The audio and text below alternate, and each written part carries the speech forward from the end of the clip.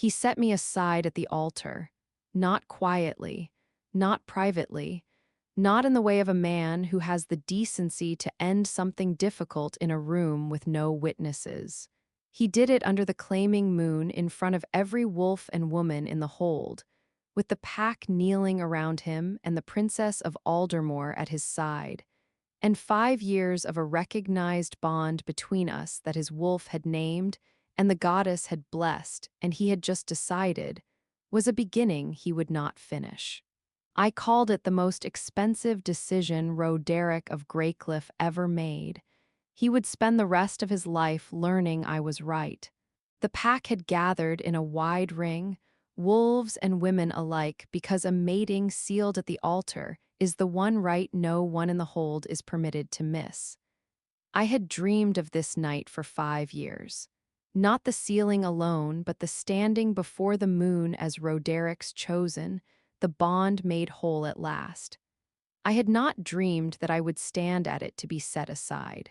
Roderic stood at the center of the circle with the pack kneeling around him and the Princess Lyenne of Aldermoor at his side. Dark-haired, silver-crowned, brought north for the alliance the council had wanted for a year. And me, Seren, standing where I had stood for 5 years, at Roderic's right, the mate his wolf had recognized the night we were bound. The woman the pack called their future alpha's consort. He had not touched my hand all evening.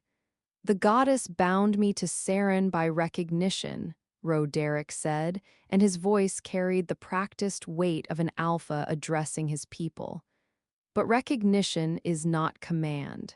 A bond is a beginning, not a cage. Tonight before the moon I set aside that beginning. I will not seal the mating with Seren. I choose instead the alliance with Aldermoor and Princess Lyenne as my consort. The circle went quiet. A bond set aside at the altar is a thing a pack feels in its bones. The wolves among the kneeling raised their heads as one, uneasy, as if a string that had held them had gone slack. I did not faint, I did not weep. The cold of the stones came up through my boots. Somewhere in the pack, a child whimpered, hushed by a mother who did not yet know what she was hushing. Roderic's wolf, the beast that had settled at my nearness for 5 years, now paced behind his eyes, confused by the man who commanded it to want a different scent. A wolf knows its mate. The alpha, it seemed, could be taught not to. I had been raised by a mother who said a woman's worth is not decided in the moment a man decides he wants more.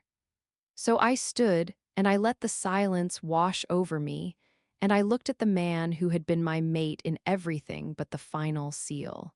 5 years, I said, and my voice was steady because steadiness was the only thing left that was mine. Your wolf settled the first night we met. The goddess's light touched us both. You called it recognition, you called it fate. And now you call it a beginning you will not finish. A beginning is what we name it, he said, and would not meet my eyes. The pack needs Aldermoor. A consort of an allied crown strengthens us all. You will be provided for Seren. No one is casting you out. Provided for. As if I were a holding to be deeded, a field to be leased. As if 5 years of a bond, felt named almost sealed, were a debt he could settle with a stipend. Lyenne stood at his side through all of it and did not flinch. Her hand rose once briefly to the iron locket at her throat, and her eyes found Garrick at the edge of the circle, and in that glance quick as a bird I saw the truth Roderic would not. That the princess at his side was already promised to a man who was not him. That the alliance he had thrown away his mate for was a house built on another woman's loyalty to someone else. Lyenne's hand rested near his but did not take it. Her eyes, when they moved to the line of her own guard at the edge of the circle, were not the eyes of a woman being won. They were the eyes of a woman counting the distance to someone else. I did not know that yet. I only knew that the man who had been my mate had just told the moon he was finished with me, and the moon, vast and silver above the stones, said nothing, because the moon does not argue with a fool. It only remembers. I turned and walked from the circle, and the bond I had carried for 5 years did not break. It simply went cold, the way a hearth does when the one who tended it walks out and does not come back. To understand what the rejection cost you must understand what the bond had been. The recognition came the night Roderic took the Alpha's seat.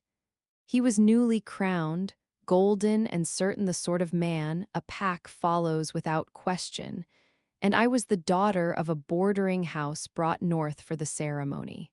The moment he stood near me, his wolf went still, the way a hunting dog goes still at the scent of home. The old rite-keeper who recorded the bonds of the realm had nodded once and written it down, recognized, not yet sealed. The goddess's light had touched us both. I remembered it still, the way the air had gone quiet when he stood near me, the way the old women of the pack had nodded as one, the way Roderic himself had gone still, his wolf recognizing home in a stranger's scent. He had taken my hand that night without being told, and the circle had roared. 5 years later, he would let go of that hand at the altar, and the circle would go quiet for the opposite reason. For 5 years, I was his recognized mate. Not his wife. The sealing rite had been delayed, first by the border troubles, then by the council's talk of alliances, then by Roderic's own lengthening silences. He let me govern the pack's healing women. He listened sometimes when I spoke of the villages. He remembered my mother's name on the anniversary of her death, which is more than many mates do. I told myself this was love. A recognized mate tells herself many things to stay warm, but there had been true warmth in those years. The night he brought me lilies from the river line when I was ill. The winter he slept on the floor by the hearth so I might have the only warm bed in the hold. The way his wolf went still whenever I entered a room. I had not imagined those. The tragedy was not that the love had been false. It was that he had traded a true thing for a grander one and never noticed the grander one was a lie. Then Lyenne of Aldermoor arrived. She came with a train of silver and a treaty the council had drafted in secret. A mating of the Greycliff Alpha to the princess of a crown-adjacent realm in exchange for timber troops, and a name that reached beyond the packs. Elder Brann, who spoke for the council, called it the match the realm requires. Roderic called it duty. I called it what it was only to myself, the slow erasure of a bond he had once named fate. The treaty arrived before the princess did, drafted in Brann's hand and laid before Roderic as if I were not in the room where he read it. Aldermoor, he said with a hunger he dressed as duty. The realm requires a crown-adjacent ally. He did not say what that made me. He did not have to. A recognized mate knows when she has become the thing a man explains away. And there was Aldric, the rite-keeper, the realm's lore master who tends the mating records and holds no pack of his own. He had been the one to write recognized beside my name. He treated me not as the Alpha's almost consort, but as a woman the goddess had named. He asked after the healing women I governed. He corrected Roderic once when my mate would have taxed a village past its keeping, did it with a quiet precision that cost him nothing and the village everything. I noticed. A recognized mate notices the man who sees her as a person and not as a line in a treaty. But I was bonded, and Aldric, bound by his office to the truth of the rites, gave me nothing more than regard. That too I told myself was enough. The night before the rejection, Aldric found me at the altar stones. "The bond is true," he said low so the moon and no one else would hear. I wrote it. "I have read every sign the goddess sends, and none of them withdraws what she gave you. If he sets it aside, Seren, it is not because the bond is false. Remember that when the circle closes. I remembered it. I would need to. He did not touch my hand or presume or offer more than the truth. A rite-keeper's loyalty is to what the goddess wrote, not to the alpha who would bend it. In a hold where every man with power had a use for me, Aldric's usefulness was the rarest kind. He wanted nothing from me but that I know my own worth. There was also one thing I did not yet know about the claiming moon, something Aldric had mentioned once in passing that I had filed away without fully understanding. A recognized mate who has been wrongfully set aside may perform her own release under the next claiming moon if she can demonstrate before the rite-keeper that the bond was broken by the other's deliberate choosing rather than by natural dissolution. The release, I did not know yet that I would need it. I filed the word away. I would retrieve it when the time came. I did not leave Greycliff immediately. This surprised people. The pack expected flight, the humiliated mate disappearing into the borderlands before the morning fires were lit. I did not give them that satisfaction. I had governed the healing women for 5 years. I had accounts to settle, letters to close, a village dispute in the eastern holding that required my signature because I was the only person in Greycliff who had read both sides of it. I finished my work. I stayed 3 weeks. In those 3 weeks, I watched Lyenne, not with malice, with the particular attention of a woman who has just had her life reorganized around a stranger and wants to understand what the stranger is. Lyenne was careful, more careful than a princess who has won a position needs to be. She did not gloat. She did not avoid me. When our paths crossed in the hold's corridors, she met my eyes with an expression I could not immediately name, not guilt, not triumph, something closer to recognition. As if she too were measuring the distance between where she stood and where she had intended to be. Her guard Garrick was always present, always at the edge of whatever room she occupied, always in her peripheral awareness. She spoke to him with the specific economy of two people who have spent years learning not to say in public the things they say in private. I understood this language. I had spoken it myself for 5 years. On the second week, I found Lyenne alone in the hold's record room, a room she had no official reason to visit, standing before the mating records with her hand on the shelf above Aldric's most recent entries. She heard me enter and turned, and we looked at each other across the long table that held the documented bonds of the realm. "You love him," I said, not unkindly, just accurately. She did not pretend not to understand. "Since before I knew what the word meant," she said. "Garrick, Garrick."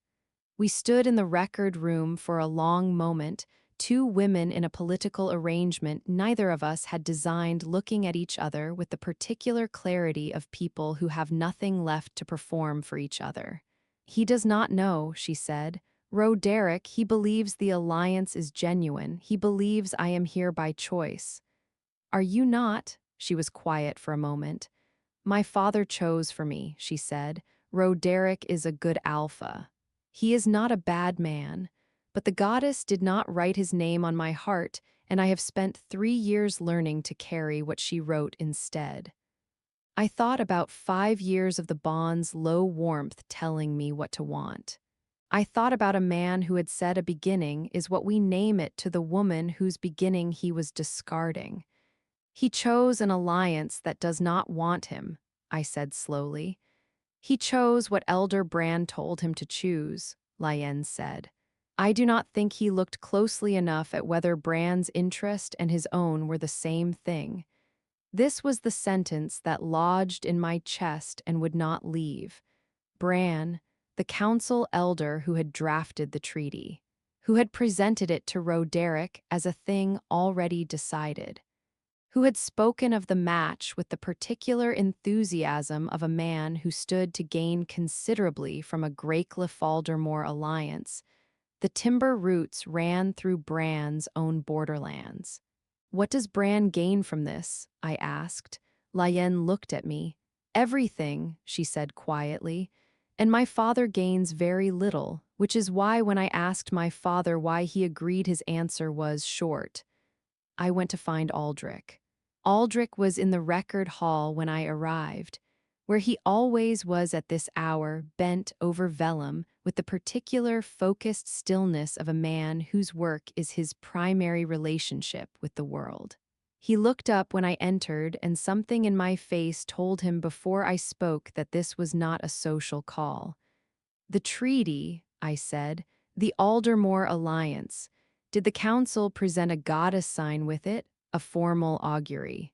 He was quiet for a moment, precise and careful in the way he was always precise and careful when he was deciding how much of a truth to say at once.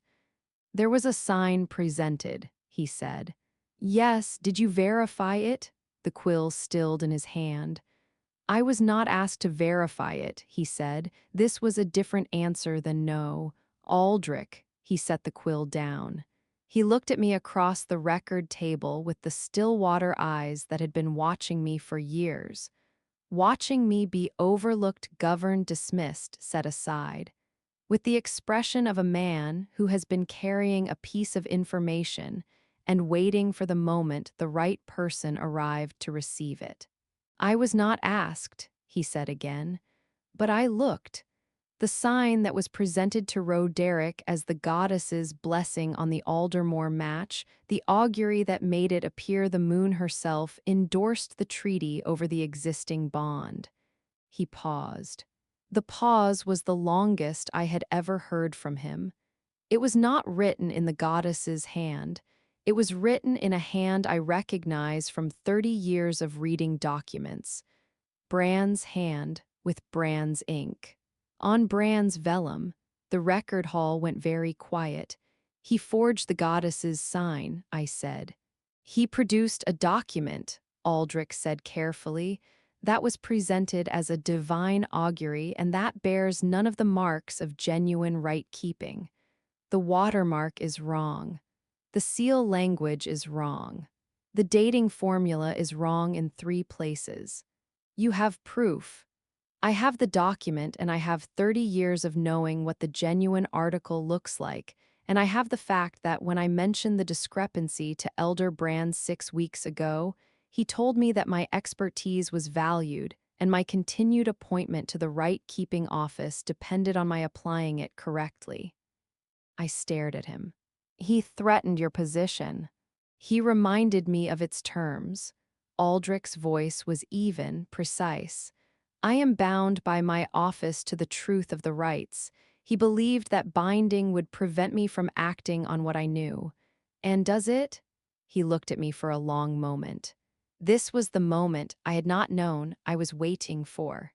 The right-keeper who had written recognized beside my name and spent 5 years wanting nothing from me but that I know my own worth, who had been careful and precise and bounded by his office while Brann threatened and Roderic chose and the realm arranged itself around a lie, was deciding right now between the letter of his office and the truth his office existed to protect. "My office is the truth of the rights," he said, "not the protection of men who forge them." He opened the lower drawer of the record table. He produced a document in a case I recognized, the right-keeper's formal evidence case used when a record is to be presented before the Holds Council. "I have been waiting," he said, "for someone to ask." The cost was real and visible in his face. The lines around his eyes, the careful set of his mouth, the particular steadiness of a man who has made a decision he cannot unmake and is carrying it cleanly. His position was at risk. He had known it for 6 weeks. He had kept the document because his office demanded it and because some things are only possible when someone finally arrives and asks. I took the case. "The claiming moon," I said. "When is it?" "3 days," he said. "Then we have 3 days." The claiming moon rose silver and patient over Greycliff 3 nights later. Aldric presented Brann's forgery before the Hold's assembled council at noon, formally documented, formally witnessed, formally irrefutable. Brann's voice went very quiet when the evidence case was opened. His face did what faces do when a lie that has been load-bearing for a year is suddenly removed from the structure. It collapsed inward. The council stripped him of his position before the moon rose. Roderic heard the testimony in the great hall with the expression of a man watching the floor he has been standing on reveal itself as a ceiling. The alliance with Aldermoor had not been the goddess's endorsement of his choice. It had been Brann's financial interest dressed in divine language and presented to a man who had been willing, who had wanted, to believe that duty and desire were the same thing. He had not been deceived entirely. That was the part that cost him most. He had looked at the treaty and seen what he wanted to see. Brann had only provided the language. That evening, under the claiming moon, with the Hold assembled, Lyenne stood before the circle. She did not wait for Roderic to speak first. "I cannot seal this mating," she said. Her voice was steady, the voice of a woman who has been preparing this sentence for 3 years. "Not because the Alpha is without worth, because my bond is elsewhere and I will not stand before the goddess and speak a vow I cannot keep." She looked at Garrick at the edge of the circle. "My heart was written before I arrived in Greycliff. I am sorry, Roderic. You deserved better counsel than Brann gave you." Garrick stepped forward. He took her hand. The circle watched. Roderic stood at the altar and received this. The end of the alliance, he had traded his mate for the princess who had always loved someone else, the evening that had rearranged the last year of his life into a shape he had not chosen, with the expression of a man who has just understood a thing too late to use the understanding. Then he looked for me. I was standing at the edge of the circle where I had stood at the beginning. But I was not the same woman who had stood there 5 years ago watching his wolf go still at my scent. I was the woman who had 3 days ago taken a rite-keeper's evidence case and walked it into the council chamber. Who had governed the pack's healing women through a year of his silences and kept the Eastern holding dispute from becoming a border crisis and read every account he had handed to other people, because he thought a consort should be spared the ugliness of rule. I was Seren, and I had work to do. I spoke the release under the claiming moon with Aldric as witness, the old words a wronged mate speaks when the bond was broken by the other's deliberate hand, and the moon is asked to confirm the breaking and free what was bound. The bond flared once, bright, grieving, true even at the end. And then it was done.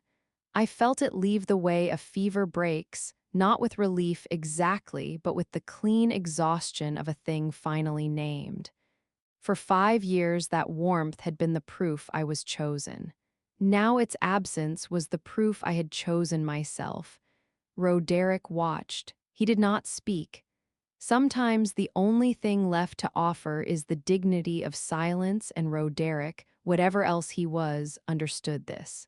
The goddess's light touched me as the release completed, not with a crown, not with ceremony, with the particular quiet warmth of something that has been yours all along finally being acknowledged by the one authority that did not need a treaty to know it. The moon knows her own. I went to the rite-keeper's sanctuary at the edge of the northern forest, not because I was hiding, because I had spent 5 years in a hold that had organized itself around a man's decisions, and I needed, not days, not weeks, a season in a place that organized itself around my own.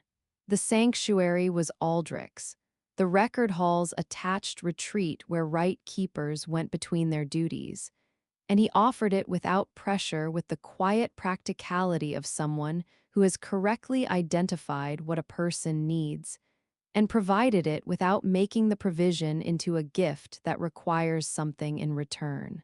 I tended its garden. I read its bonds, the records Aldric had brought for cataloging that no one had touched in years. I learned the names of the rite-keeper's helpers who came and went on the forest paths. I slept without listening for Roderic's wolf in the walls. It was extraordinary. What I was doing was learning the shape of a life that was entirely my own after 5 years of fitting myself into the shape of someone else's. This takes longer than you expect, and it is worth every day of the taking. Roderic came in the 2nd month. He did not send a herald.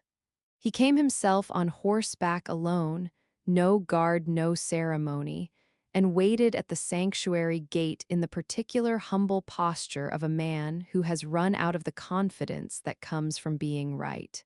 I received him in the garden because I was not going to rearrange my mourning for his discomfort. "Seren," he said. "Roderic," I said. He knelt. Truly knelt, not the ritual of the altar, but the collapse of a man who has just understood the full size of what he has done and is no longer trying to manage the understanding. "I was a fool," he said.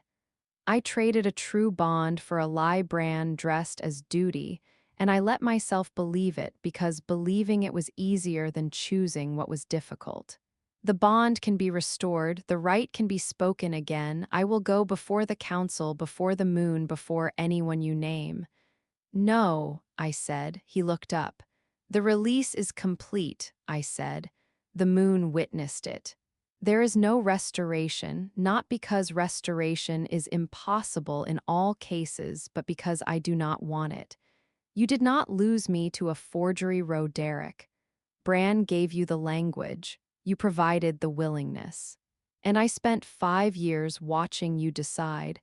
I was the thing to be explained away when something larger appeared on the horizon. I know I am not finished," I said, not unkindly, just clearly. "I forgive you, not because what you did was acceptable, but because carrying it is not worth the weight. And I want you to hear that clearly. The forgiveness is not an invitation. It is me setting down something I have been carrying that was never mine to carry." He was quiet. "The pack," he said. "The healing women, the Eastern holding dispute." "Is settled," I said. "I settled it before I left. You might look at the account books yourself going forward. They are not as ugly as you told me they were." He stood slowly. He looked at me with the expression of a man who has been accurately seen and found smaller than he hoped. "I hope you find—" He started. "I already have," I said. "That is not something I need you to hope for." He left. I went back to the garden. The morning was very clear. A season turned and the claiming moon rose again over the sanctuary lake, silver and patient as the night I had released myself. The sanctuary had become a home in the months between. I had tended its garden, read its bonds, and learned the names of every stone path through the northern forest. I was a freed woman in truth, now not only in the goddess's light. And in the quiet of that second moon, I admitted what the release had freed me to admit: that I had spent 5 years as a recognized mate, that I had organized my life around a bond that was real and a man who had chosen not to honor it, that I had been governing and managing and settling disputes and reading accounts that no one had asked me to read, all of it for a hold that was not mine, and that I had been doing it not because I was required to, but because it was what I knew how to do, and because the doing of it had kept me close to a warmth I had mistaken for love when it was something simpler. Proximity. The warmth had been proximity.